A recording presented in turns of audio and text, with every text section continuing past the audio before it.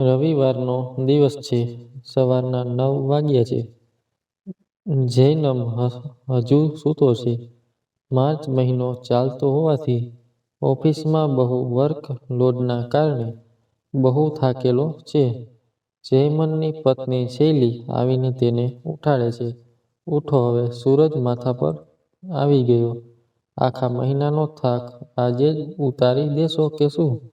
જયમન આળસ મરડીને ઊભો થાય છે. રોજિંદા ક્રમ મુજબ ઉઠીને તેનો આઈફોન ઉઠાવ્યો અને રિમાઇન્ડર ચેક કરવા લાગ્યો. અચાનક જ સફાળો પથારીમાંથી બેઠો થઈ ગયો. અચાનક એને યાદ આવી ગયું, આજે વિશુનો જન્મ દિવસ છે. જયમન એક સોફ્ટવેર કંપનીમાં જોબ કરે છે.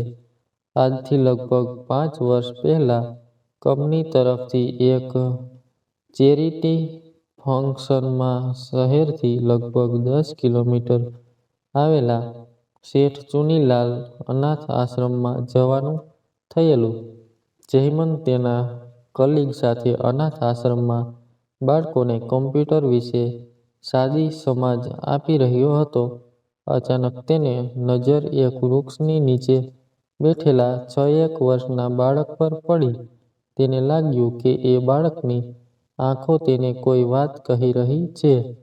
જયમન ફરીથી કામમાં લાગી ગયો, પણ તેનું ધ્યાન વારે વારે પેલા બાળક પર જવા લાગ્યું. મનમાં વિચારોનું ઘોડાપૂર આવી ગયું. તેને થયું, કોણ નિર્દયી હશે જે આવા ફૂલ જેવા બાળકને છોડી ગયું હશે?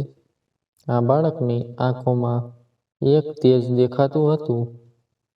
તેના ચહેરા પરનું નૂર કહી આપતું હતું કે આ બાળક કોઈ ઉચ્ચ ખાનદાનનું હોવું જોઈએ. લગભગ 1 કલાક બાળકોને સમજણ આપ્યા પછી જયમન તેના સાથીઓ સાથે નીકળી ગયો. શૈલીએ કહ્યું કે કેમ આજે આટલું જ જમ્યો? તબિયત તો ઠીક છે ને? જયમન બોલ્યો, હા શૈલુ, આઈ એમ ગુડ, બસ આજે ભૂખ નથી. શૈલીએ કહ્યું, ઓકે, તો પછી થોડું દૂધ પી લે અને આરામ કર. જયમન દૂધ પીને બેડ પર ગયો.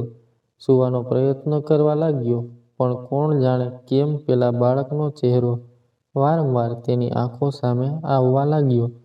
જે જયમનને ઊંઘ આવવા માટે માત્ર 5 મિનિટ લગતી હતી, તેને આજે વારંવાર પ્રયત્ન કરવા છતાં ઊંઘ આવી રહી નહોતી. લગભગ 3 વાગ્યાની આજુબાજુ તેની આંખ મળી ગઈ. સવારે 6 વાગ્યે ઊંઘ ઉડી પણ ગઈ. સવારે 10:30 વાગ્યે ઓફિસ જવા માટે નીકળ્યો. કાર ડ્રાઈવ કરીને જતા પણ તેને કારના કાચ પર પણ પેલા બાળકનો ચહેરો દેખાવા લાગ્યો. 3 દિવસ જયમન બેચેનીમાં રહ્યો. ત્યાર પછી તેનાથી ના રહેવાયું. તો તેને નક્કી કર્યું કે હું ફરી આશ્રમ જઈશ અને એ બાળકને મળીશ અને તેને જોયા પછી મને થયેલી બેચેનીનું કારણ જાણીશ. જયમન તેની કંપનીના મેનેજર મિસ્ટર અરોરાને મળીને ફરી આશ્રમમાં જવાની પરવાનગી મેળવવાનું નક્કી કર્યું. 2 દિવસ પછી રવિવારના દિવસે જયમન આશ્રમ જવા નીકળ્યો. આશ્રમ પહોંચીને તે આશ્રમના મેનેજર શ્રી મનોહરલાલને મળવા ઓફિસમાં ગયો. મનોહરલાલે જયમનનું બહુ જ ઉષ્માથી સ્વાગત કર્યું. તેમણે જયમને ચા પીવડાવી પછી પૂછ્યું, બોલો, અમારે લાયક કંઈ કામ હોય તો? જયમને તેમને કહ્યું, હું એક બાળકને જોવા માંગુ છું, જો તમારી મંજૂરી હોય તો. મનોહરલાલ બોલ્યા, અરે ભાઈ, એમાં શું મંજૂરી? તમારા જેવા ઓળખીતા માણસને મંજૂરી થોડી લેવાની હોય? અને આમ પણ તમારા જેવા હોશિયાર માણસને મળીને બાળકને કંઈક શીખવા મળશે. જયમન ખુશી સાથે બોલ્યો, અંકલ, અમે જે દિવસે ચેરિટી ફંક્શન માટે આવ્યા હતા, ત્યારે એક 5 વર્ષનો એક બાળક પેલા વૃક્ષની નીચે ચૂપચાપ બેઠો હતો. તેને મારે મળવું છે. મનોહરલાલે હસીને કહ્યું, અચ્છા, તો તમે વિશુની વાત કરી રહ્યા છો. આ બાળક બહુ જ તેજસ્વી છે. અમારા આશ્રમનો સૌથી શરમાળ અને સમજુ બાળક છે. આટલી નાની ઉંમરમાં તેને પોતાની જાતને અનાથ તરીકે એક્સેપ્ટ કરી લીધી છે. ક્યારેય કોઈ પણ ફરિયાદ નહીં. હજુ આ વર્ષ પહેલાં ધોરણમાં ભણવા મૂક્યો છે. આશ્રમના પ્રાંગણમાં જ એક સરકારી સ્કૂલ છે. તેમાં આશ્રમના બધા બાળકો અભ્યાસ કરે છે. અત્યારે તે તેના રૂમમાં હશે. તમે તેને મળી શકો છો. આમ કહી તેમને પ્યુનને બૂમ પાડી, રમેશ, આ સાહેબને રૂમ નંબર 3માં લઈ જા. જયમન રમેશની સાથે રૂમ નંબર 3માં ગયો.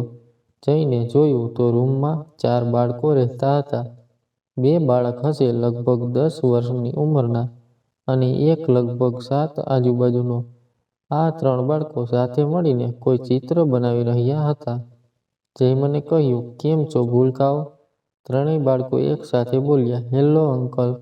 વિશુ તેના બેડ પર બેઠો પાસેની બારીમાંથી અનિમેષ નયને બહાર જોઈ રહ્યો હતો. જયમન તેની પાસે બેડમાં જઈને બેઠો અને પૂછ્યું, હેલો વિશુ, શું ચાલે છે? બહાર શું જોઈ રહ્યો છે? વિશુ બોલ્યો, પેલા વૃક્ષ પર ચકલી તેના બચ્ચાના મોંમાં ખાવાનું મૂકી રહી છે તે જોઈ રહ્યો છું. જયમન લગભગ 2 કલાક સુધી વિશુની સાથે રહ્યો. તેના વિશે જાણવાનો પ્રયત્ન કર્યો અને એમાં આંશિક રીતે થોડો સફળ પણ થયો. સંપૂર્ણપણે અંતર્મુખી વ્યક્તિત્વ ધરાવતો વિશુ આજે જયમન સાથે વાત કરતા કરતા થોડો ખીલી ઉઠ્યો. જયમને જતા વિશુને કહ્યું, વિશુ, હું તને દર અઠવાડિયે મળવા આવીશ. શું તને ગમશે? વિશુના ચમકતા ચહેરા ઉપરની મૂક સંમતિને જયમને વાંચી લીધી અને વિશુએ પણ હકારમાં માથું ધુણાવ્યું. જયમન વિશુના રૂમમાંથી નીકળીને ઓફિસ તરફ ગયો. મનોહરલાલ ખુરશી પર બેઠા ચાની ચૂસકી મારતા હતા. જયમને જોઈને એકદમ ખુરશીમાંથી ઊભા થતા બોલ્યા, આવો જયમનભાઈ, ચા પીવો. અમે કહીને મનોહરલાલ થર્મોસમાંથી કપમાં ચા કાઢી અને જયમન સામે કપ ધરતા કહ્યું, કેવી રહી વિશુ સાથે મુલાકાત? જયમન બોલ્યો, વિશુ બહુ સરળ અને ખૂબ જ સમજદાર છોકરો છે. આટલી ઉંમરમાં તે માનસિક રીતે ખૂબ જ વ્યસ્ત થઈ ગયો છે અને મને આ આશ્રમના બાળકો સાથે સમય વિતાવવો ગમશે અને સવિશેષ વિશુ સાથે. જો તમારી મંજૂરી હોય તો. મનોહરલાલ હસીને બોલ્યા, જયમનભાઈ, આ તો અમારા અને આ અનાથ બાળકોના અહોભાગ્ય કહેવાય કે તમારા જેવા નવયુવાનને આવા અનાથ અને લાચાર બાળકો માટે આટલી બધી લાગણી છે. સાહેબ, આશ્રમને પૈસા આપીને છૂટા થઈ જનારા દાતા તો ઘણા બધા આવે છે, પણ તમારા જેવા સમયનું દાન કરવાવાળા દાતા બહુ ઓછા હોય છે. તમારે આ આશ્રમને તમારું બીજું ઘર સમજો અને ઈચ્છો ત્યારે આવી જઈ શકો છો. અને હા, આવતી 2 એપ્રિલના દિવસે વિશુનો જન્મદિવસ છે. આ સાંભળીને જયમન કોઈ ગહન વિચારમાં ચાલ્યો ગયો. મનોહરલાલ સમજી ગયા અને હસીને બોલ્યા, હમણાં જ તમારી શંકાનું સમાધાન કરી દઉં. બાળક જે દિવસે આશ્રમમાં આવે છે તે જ દિવસે અમે લોકો તેના જન્મદિવસ તરીકે ઉજવીએ છીએ. તેની ઉંમરના હિસાબથી ચાલો હું તમને વિગતથી સમજાવું. વિશુ જ્યારે અમને આશ્રમના દરવાજે મળ્યો ત્યારે તે લગભગ નવજાત હતો, માટે આમે તે દિવસને અમે તેના જન્મદિવસ તરીકે માન્ય રાખ્યો છે. જો કોઈ બાળક થોડી 5 વર્ષ ઉંમરમાં આશ્રમમાં આવે તો અમે તેની ડૉક્ટર પાસે તપાસ કરાવી તેની ઉંમરનો ક્યાસ કઢાવી તે જે દિવસે આશ્રમમાં દાખલ થયો હોય તે જ તારીખને 5 વર્ષ પહેલાંની સાલને તેની જન્મતિથિ તરીકે ગણીએ છીએ. જયમન હસીને બોલ્યો, મનોહરભાઈ, તમે મારી બધી શંકાઓનું સમાધાન કરી દીધું. તમારો ખૂબ ખૂબ આભાર. અને તમે પણ જે કામ કરી રહ્યા છો તે ખૂબ જ સરાહનીય છે. મનોહરલાલ બોલ્યા, સાહેબ, મને કેમ શરમમાં નાખો છો? હું તો માત્ર મારી નોકરી કરી રહ્યો છું. જયમન બોલ્યો, મનોહરભાઈ, આ નોકરી કરવી એ પણ જેવા તેવાના કામ નથી.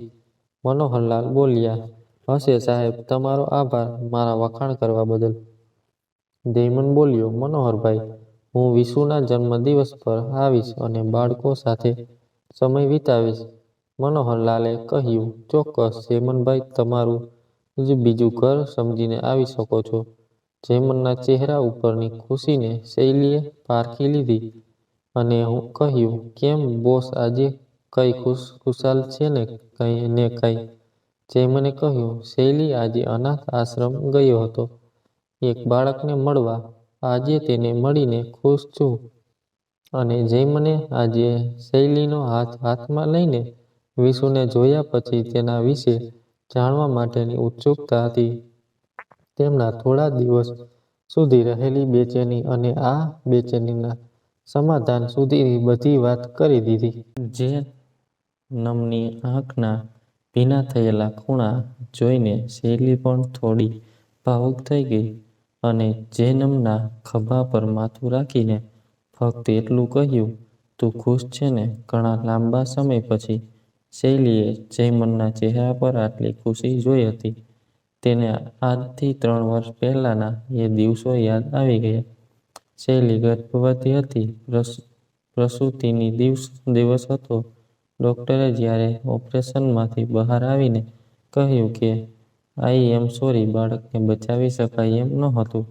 અને જ્યારે ડોક્ટરે બીજું વાક્ય કહ્યું ત્યારે જૈનમની ઉપર જાણે આભ તૂટી પડ્યું હતું. ડોક્ટરે કહ્યું, શૈલીને બહુ કોમ્પ્લિકેશન્સ હતા, જેથી તેને બચાવવા માટે ગર્ભાશય પણ કાઢવું પડ્યું. માટે શૈલી હવે ક્યારેય ગર્ભધારણ નહીં કરી શકે. શૈલીને આ વાત કહેવા માટે જયમને 5 દિવસ સુધી રાહ જોઈ, કારણ કે શૈલીને બાળક ગુમાવવાનું દુઃખ એટલું હતું કે જૈનમ તેને તું ક્યારે પણ માં નહીં બની શકે કહીને ભાંગી પડવા નહોતો માંગતો. લગભગ 1 વર્ષ પછી શૈલી આ દુઃખમાંથી બહાર આવી અને તેને સત્ય સ્વીકારી નવેસરથી જીવવાનું શરૂ કર્યું. પણ જયમન હજુ સુધી એ ગોજારા દિવસને ભૂલી નહોતો શકતો. ક્યારેક રાત્રે 3 વાગ્યે બેબાકળો બનીને અચાનક ઊંઘમાંથી ઉઠી જતો. ઓફિસના કામમાં પણ વ્યવસ્થિત ધ્યાન નહોતો આપી શકતો. એના કારણે ઘણીવાર બોસના ગુસ્સાનો શિકાર પણ બનતો. શૈલી તેણે ઘણીવાર સમજાવવાનો પ્રયત્ન કરતી, પણ જયમનના વિચલિત મનને શાંત કરવા માટે શૈલીએ ઘણા પ્રયત્નો કર્યા.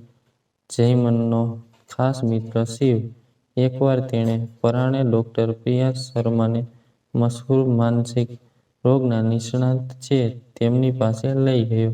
લગભગ 4 સિટિંગમાં જયમનના 80% જેટલો ફેરફાર થઈ ગયો. પણ પહેલા જે ખિલાખિલાતો જયમન હતો તે એકદમ અંતર્મુખી બની ગયો. આજે વિશુનો જન્મદિવસ છે. જૈનમે વિશુ માટે એક સાયકલ લીધી છે અને અન્ય બાળકો માટે પણ ગિફ્ટ લીધી છે. વિશુ માટે કેકનો ઓર્ડર આપેલો છે. તે લઈને સીધો આશ્રમ જવાનો છે. ફટાફટ તૈયાર થઈને તેણે બધી વસ્તુ ગાડીમાં ભરી અને આશ્રમ જવા નીકળ્યો. રસ્તામાંથી કેક લીધી. આશ્રમ પહોંચીને પહેલા સીધો ઓફિસમાં ગયો અને મનોહરલાલને મળ્યો. મનોહરલાલને કહ્યું, મનોહરભાઈ, આજે વિશુનો જન્મદિવસ છે. આજે હું આખો દિવસ આશ્રમમાં વિતાવવા માંગુ છું. મનોહરલાલની આંખોમાં જળજળિયા આવી ગયા અને બોલ્યા, સાહેબ, તમે આ બાળકો માટે દેવદૂત સમાન છો. મેં તમને કહ્યું હતું ને કે આ તમારું બીજું ઘર છે. તમે ગમે ત્યારે આવી જઈ શકો છો. જયમન ગયો વિશુના રૂમમાં. વિશુ હંમેશાની જેમ બારીમાંથી બહાર જોઈને બેઠો હતો. જયમને વિશુને કહ્યું, હેપી બર્થડે વિશુ. વિશુ જાણે ઊંઘમાંથી ઉઠ્યો હોય તેમ સફાળો બેઠો થઈ ગયો. આટલા વર્ષોમાં કોઈએ પહેલી વાર તેને બર્થડે વિશ કર્યો હતો. એની આંખના ખૂણા ભીના થઈ ગયા. એ જૈનમથી છાનું ના રહ્યું. તે પણ ગળગળો થઈ ગયો. વિશુએ કહ્યું, થેન્ક યુ અંકલ. જૈનમે વિશુને ઉંચકી લીધો અને કહ્યું કે આજે આપણે બધા પાર્ટી કરીશું અને તારો જન્મદિવસ ઉજવીશું. વિશુના રૂમમાં રહેતા 2 બાળકોમાંથી એક બાળક જેનું નામ જય હતું તેને જૈનમે કહ્યું, બેટા જય આશ્રમના બધા બાળકોને કહે કે 10 મિનિટમાં પ્રાર્થના રૂમમાં આવે. જય દોડતો દોડતો બધા બાળકોને બોલાવવા માટે ગયો. 10 મિનિટ પછી બધા બાળકો આશ્રમના પ્રાર્થના રૂમમાં એકત્રિત થયા. સાથે આશ્રમનો સ્ટાફ પણ હાજર હતો. બધાના ચહેરા પર ખુશી ઝળકી રહી હતી. મનોહરભાઈની આંખોમાં પણ ખુશીના આંસુ સ્પષ્ટ દેખાઈ રહ્યા હતા. કેક અને કેન્ડલ તૈયાર હતા. બધા બાળકોએ પહેલીવાર આવી જન્મદિવસની ઉજવણી જોઈ હતી. જૈનમે બધા બાળકોને સમજાવ્યું કે વિશુ જ્યારે ફૂંક મારીને કેન્ડલ બુઝાવે ત્યારે બધાએ એક સાથે ગાવાનું હેપી બર્થડે ટુ યુ. આજે જૈમને આશ્રમના 13 બાળકો અને સ્ટાફના 4 માણસો માટે બહારથી જમવાનું ઓર્ડર કર્યું. બધાએ પેટ ભરીને એક સાથે બેસીને ખાધું. જમ્યા પછી બાળકો સાથે જૈમન ક્રિકેટ રમ્યો. ખૂબ એન્જોય કર્યું. બાળકોને મજા આવી ગઈ. કારની ડેકીમાં પડેલી ક્રિકેટની કીટ આશ્રમના પટ્ટાવાળા પ્રભુકાકાને આપીને કહ્યું, આ કીટ અહીં આશ્રમમાં જ રાખો. બાળકોને રમવા માટે કામ લાગશે. જ્યારે રમવા માટે માંગે ત્યારે એમને આપશો. સાંજે લગભગ 5 વાગ્યે વિશુ અને જૈમન એક વૃક્ષની નીચે બાંકડા પર બેઠા.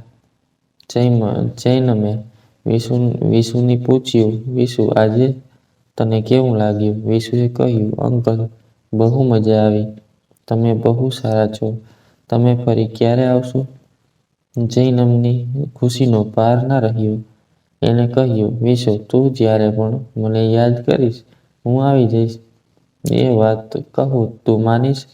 વિશુએ કહ્યું, બોલો અંકલ.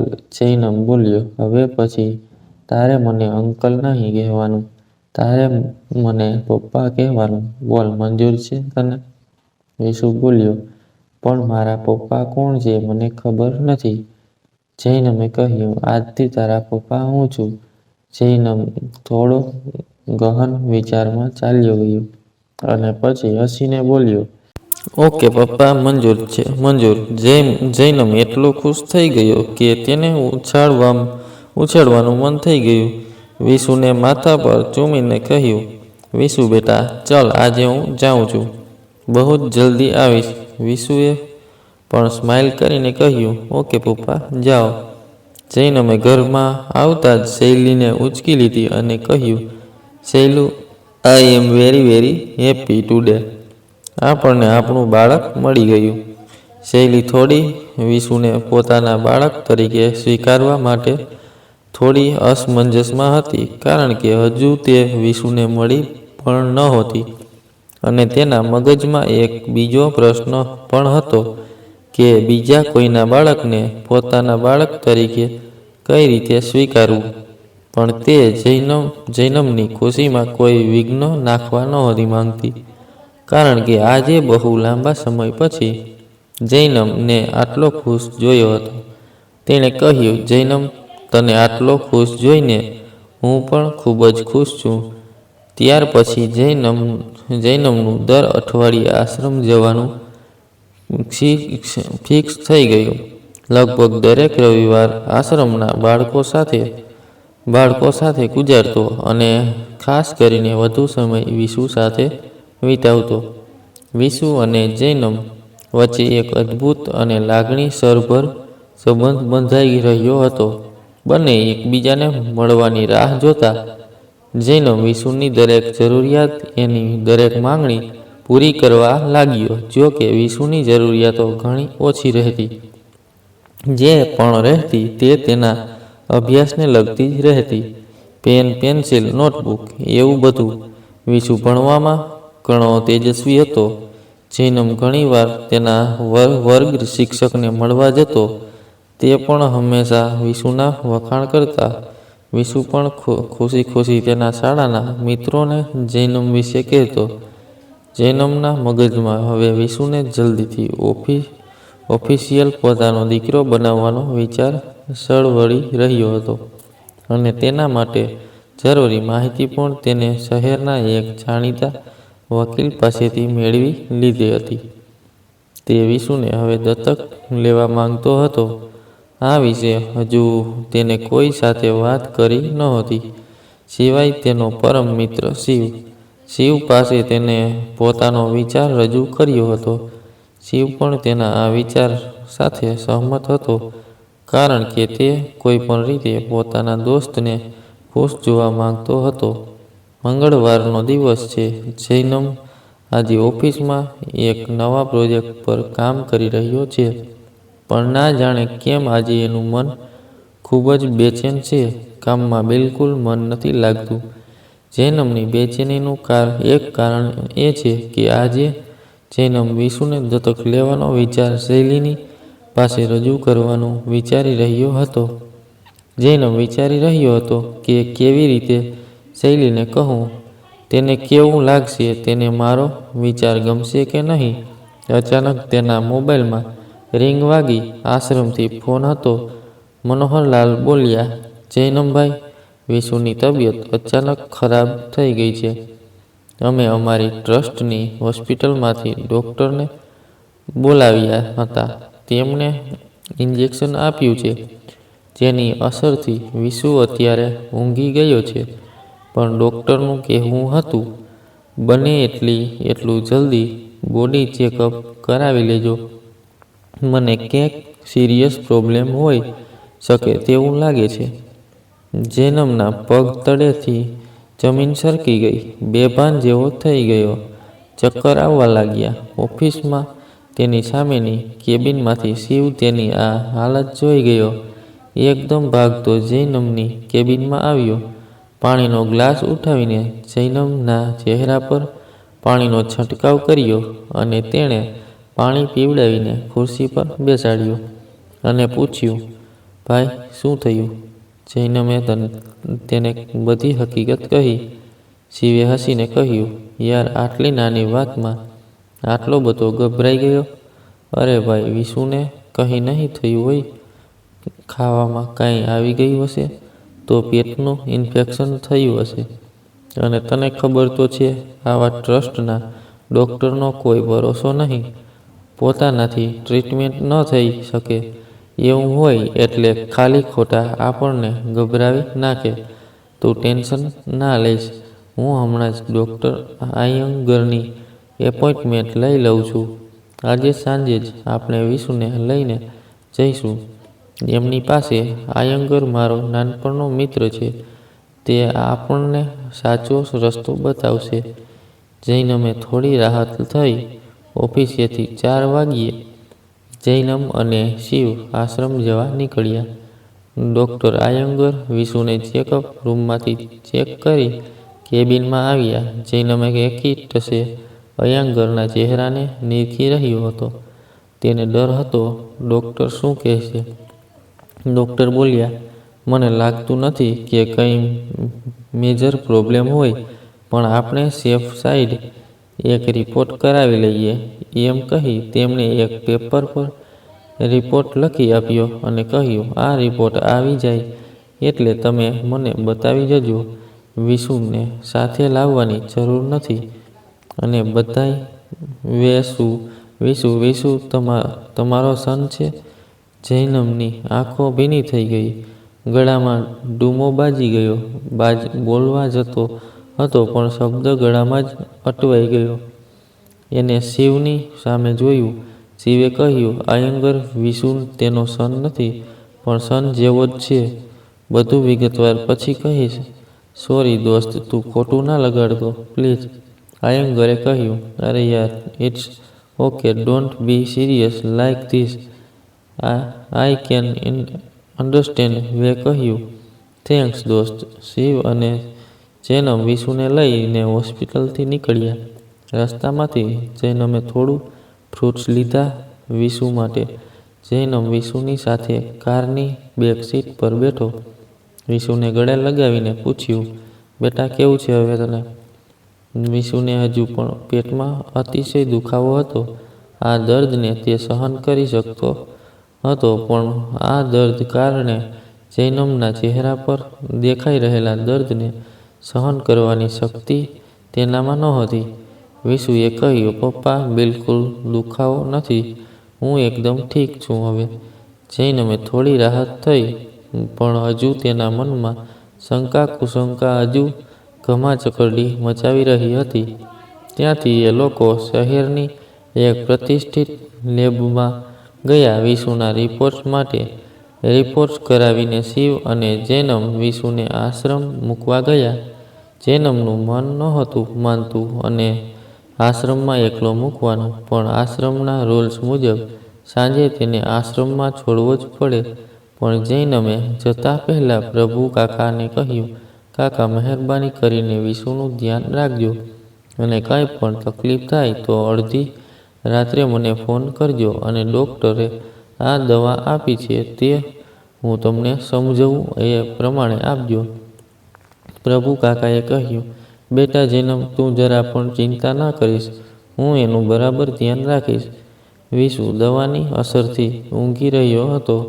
એના રૂમમાં જૈનમે હળવેથી વિશુના માથા પર હાથ ફેરવ્યો અને પછી ઘેરે જવા માટે નીકળ્યો. એણે વિચાર્યું કે વિશુને દત્તક લેવાની વાત શૈલી સાથે શેર નહીં કરું, જ્યાં સુધી વિશુની તબિયત બિલકુલ ઠીક ના થઈ જાય. બીજા દિવસે જૈનમે સવારે ઉઠતા વેત બેલ લેબમાં ફોન કર્યો અને વિશુના રિપોર્ટ વિશે પૂછ્યું. લેબમાંથી કહ્યું, સર, રિપોર્ટ લગભગ 11 વાગ્યે આવી જશે. આવતાની સાથે જ અમે તેને ડૉક્ટર આયંગરને મેઇલ કરી દઈશું અને તમને કોલ પણ કરી દઈશું. તમે આવીને કલેક્ટ કરી લેજો. જૈનમે કહ્યું, ઓકે. જૈનમ 11 વાગવાની કાગડોળે રાહ જોઈ રહ્યો હતો. તેણે શિવને પણ કોલ કરી પૂછ્યું, તું ડૉક્ટરને ફોન કરી પૂછજે કે રિપોર્ટ મેઇલ આવ્યો કે નહીં. શિવે કહ્યું, તું જરા પણ ચિંતા ના કરીશ. જેવો રિપોર્ટ આવશે આયંગર મને કોલ કરશે. છતાં પણ હું હમણાં જ ફોન કરી પૂછી લઉં છું. પણ પ્લીઝ યાર, બી નોર્મલ, ઓકે? જૈનમે કહ્યું, ઓકે યાર, પણ પ્લીઝ તું જલ્દી ફોન કરીને પૂછ અને મને કોલ બેક કર. લગભગ 1 કલાક પછી લેબમાંથી ફોન આવ્યો. તેમને કહ્યું, સર, રિપોર્ટ તૈયાર છે, તમે કલેક્ટ કરી લો. જૈનમે કહ્યું, is that anything serious in the report? લેબમાંથી જવાબ મળ્યો, સર, રિપોર્ટ વિશે અમે તમને કંઈ નહીં કહી શકીએ. એના માટે તમારે ડૉક્ટર સાથે જ વાત કરવી પડશે. આઈ એમ સોરી સર. જૈનમે કહ્યું, ઇટ્સ ઓકે. જૈનમે તરત જ ડૉક્ટર આયંગરને કોલ કર્યો અને ડૉક્ટરે પૂછ્યું, સર, કોઈ સિરિયસ પ્રોબ્લેમ તો નથી ને? ડૉક્ટરે કહ્યું, જૈનમ, તું મારા ક્લિનિક પર આવી જા અને શાંતિથી બેસીને વાત કરીએ. અને મેં શિવને પણ કોલ કરી દીધો છે. એ પણ અહીં આવવા નીકળી ગયો છે. તું પણ આવી જા. જૈનમને ફાળ પડી, પણ એ ફટાફટ ક્લિનિક જવા નીકળ્યો. જૈનમ સીધો જ ડૉક્ટરની કેબિનમાં ઘૂસી ગયો અને પૂછ્યું, શું વાત છે ડૉક્ટર? શિવ પણ પહેલેથી આવીને બેઠો હતો, પણ જૈનમનું ધ્યાન ફક્ત અત્યારે વિશુની હાલત પર જ હતું. ડૉક્ટરે કહ્યું, જૈનમ બેસ. શિવે જૈનમને ખભેથી પકડીને ખુરશી પર બેસાડ્યો. ડૉક્ટરે કહ્યું, જૈનમ સાંભળ, વિશુને સ્ટર્મ કેન્સર છે અને એ પણ એડવાન્સ સ્ટેજમાં, જેને અમારી ભાષામાં હોજરીનો એડેનોકોકાર્સિનોમા કહેવાય છે. જૈનમના પગ તળેથી જમીન સરકી ગઈ. થોડી વાર માટે તો જાણે કોઈએ માથા પર થોડો હથોડો માર્યો હોય તેવી અનુભૂતિ થઈ. શિવે તેને સાંભળ્યો અને પાણી પીવડાવ્યું. જૈનમ થોડો સ્વસ્થ થઈને બોલ્યો, ડૉક્ટર, કોઈ ચાન્સ છે? ડૉક્ટરે કહ્યું, હું મારા એક મિત્ર ડૉક્ટર છે, ડૉક્ટર પાર્થેશ જાની, તેની સાથે વાત કરું છું. તમે લોકો શક્ય હોય તેટલું જલ્દી વિશુને લઈને તેમની પાસે પહોંચો. પાર્થેસ ગેસ્ટ્રિક કેન્સરનો એસોસિયાલિસ્ટ છે. જૈનમ અને શિવ બંને જલ્દીથી આશ્રમ જવા રવાના થયા. વિશુને લઈને 1 કલાકમાં તે લોકો ડૉક્ટર જાનીની હોસ્પિટલે પહોંચી ગયા અને તેમની કેબિનમાં ગયા. ડૉક્ટરે રિપોર્ટ ચેક કર્યા અને બોલ્યા, જુઓ ભાઈ, તમારા વિશુને જે કેન્સર છે તે બહુ ક્રિટિકલ છે. જે નાના પેટમાં ઘણી બધી જગ્યાએ ફેલાવી ગયું છે. આવા કેન્સરમાં બચવાનો ચાન્સ લગભગ નહિવત હોય છે, પણ આપણે પ્રયત્ન જરૂર કરીશું. જૈનમ ડઘાઈ ગયો હતો. શું કરવું, શું ન કરવું, કોઈ સમજ પડતી નહોતી. તેણે ડૉક્ટરને કહ્યું, સર, કંઈ પણ કરો. તેની ટ્રીટમેન્ટ માટે જે પણ કરવું પડશે હું કરીશ, પણ હું તેને ખોવા નથી માંગતો. ડૉક્ટર જાનીએ કહ્યું, જૈનમ, તું ચિંતા ના કરીશ. મારાથી થતા બધા જ પ્રયત્નો કરીશ. આપણે હજુ કેટલાક ટેસ્ટ કરાવીશું. પછી આગળ શું કરવું તે ડિસાઇડ કરીશું. જૈનમ સંપૂર્ણપણે ભાંગી પડ્યો હતો. સાંજે શિવ તેની પત્ની રિયા સાથે જૈનમના ઘરે આવ્યો. શિવ, રિયા અને શૈલી એ મળીને જૈનમને હિંમત આપવાનો પ્રયાસ કર્યો. શિવે જૈનમને કહ્યું, જૈનમ, હું તારું દુઃખ સમજી શકું છું, પણ માત્ર દુઃખી થઈને બેસી રહેવાથી વિશુ સાજો તો નહીં થઈ શકે. સહી જઈને આપણે સાથે મળીને વિશુને આ રોગમાંથી ફક્ત મુક્ત કરાવીશું. અમારા પર અને ભગવાન પર ભરોસો રાખ. એવું પણ હોઈ શકે ભગવાન આપણી કસોટી કરી રહ્યો હોય. શિવે આપેલી સાંત્વના જૈનમને કંઈક અંશે હિંમત મળી. આજે વિશુના રિપોર્ટ્સ આવી ગયા. ડૉક્ટર જાનીનો કોલ આવ્યો જૈનમ પર. જૈનમ, વિશુના રિપોર્ટ્સ આવી ગયા છે, પણ રિપોર્ટ્સ થોડા ખરાબ છે. જૈનમના હોશ ઉડી ગયા. ત્વરિત બોલ્યો, ડૉક્ટર, તમે શું કહેવા માંગો છો? મને સ્પષ્ટ કહો. ડૉક્ટર બોલ્યા, જૈનમ, મેં મારા અન્ય ડૉક્ટર મિત્રો સાથે પણ વિશુના રિપોર્ટ્સ ડિસ્કસ કર્યા અને અમે લોકોએ નિષ્કર્ષ પર આવ્યા છીએ કે કેમો રેડિયેશન થેરાપી આપવી પડશે. જૈનમે પૂછ્યું, આ થેરાપીની આડ અસર? ડૉક્ટર બોલ્યા, ક્યાં સુધી ટ્રીટમેન્ટ ચાલશે ત્યાં સુધી. કદાચ વાળ ખરવા, વારંવાર વોમિટ થવી, આવું બધું થઈ શકે. જૈનમના ગળામાં ડૂબો બાજી ગયો. તે બોલ્યો, સર, વિશુ બચી તો જશે ને? ડૉક્ટર બોલ્યા, હા ભાઈ, ભગવાન પર ભરોસો રાખ. વિશુ પહેલા જેવો થઈ જશે. 3 દિવસ પછી વિશુની કેમોરેડિયેશન થેરેપી શરૂ કરવાનું નક્કી થયું. આજે વિશુને થેરાપી આપવાની હતી. જૈનમ સવારે વિશુને ક્લિનિક પર લઈને ગયો. શિવ સીધો હોસ્પિટલ પર આવ્યો. વિશુને સ્પેશિયલ રૂમમાં દાખલ કર્યો. જૈનમ વિશુના માથાને ખોળામાં લઈને માથા પર હાથ પસરાવી રહ્યો હતો.